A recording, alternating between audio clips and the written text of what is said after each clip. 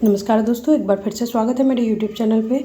सक्षमता परीक्षा पास जो भी शिक्षक हैं उनको आवश्यक प्रमाण पत्रों की आवश्यकता है। आइए जानते हैं कौन से प्रमाण पत्र आपके वेरिफिकेशन में काम आएगा, जो आपका 1 अगस्त से होना है और आप लोगों की जो पोस्टिंग होनी है वो अगले मंथ से हो जाएगी।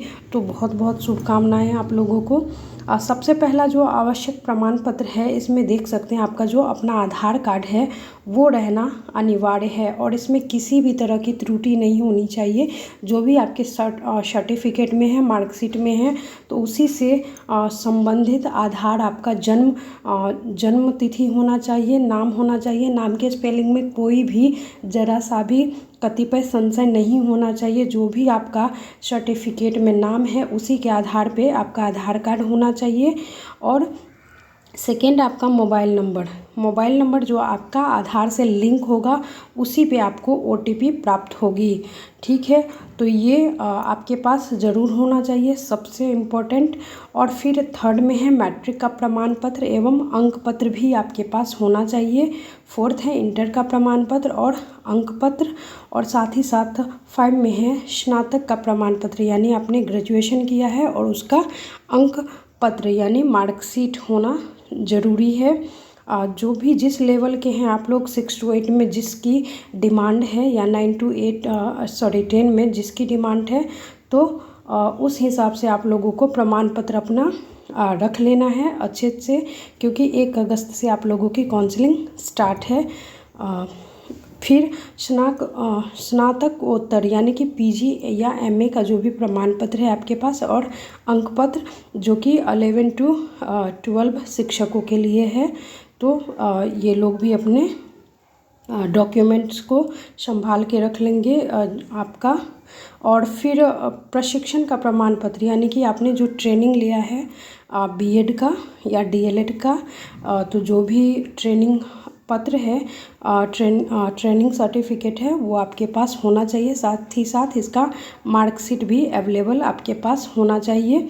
और आरक्षित श्रेणी के उम्मीदवार जो भी हैं उनको जैसे कि कोई जाति के आधार पे है, कोई विकलांग है, या फिर विकलांग नहीं कह सकते हैं, दिव्यांग है, दिव्यांग सर्टिफिकेट या फिर EWS सर्टिफिकेट होता है, तो वो सब आप लोग आरक्षित श्रेणी के आधार पे अपना प्रमाण पत्र रख सकते हैं।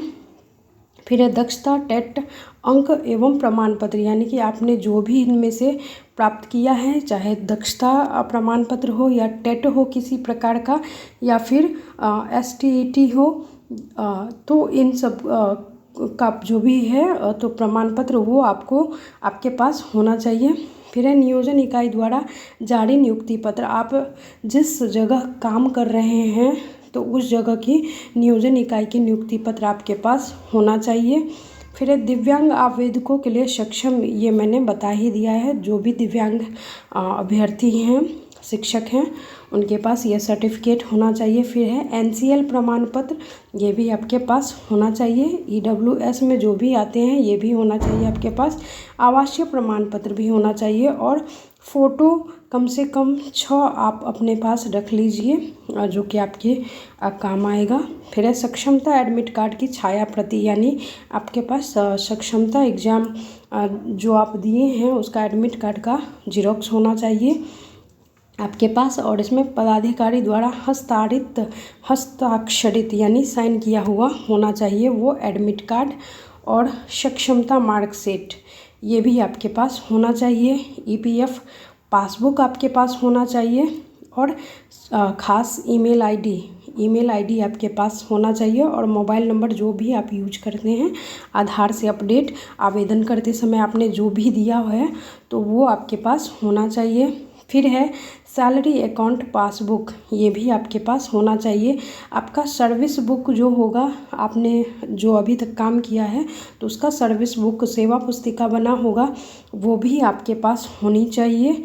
फिर है सभी प्रमाण पत्रों का क्या करना है, 2 या 3, कम से कम आप लोग 2 नहीं, कम से कम 3 सभी का, जितने भी डॉक्यूमेंट मैंने अभी बताया है तो कम से कम तीन जीरोक्स यानी 3 सेट बना के अपने फाइल में रख लीजिए।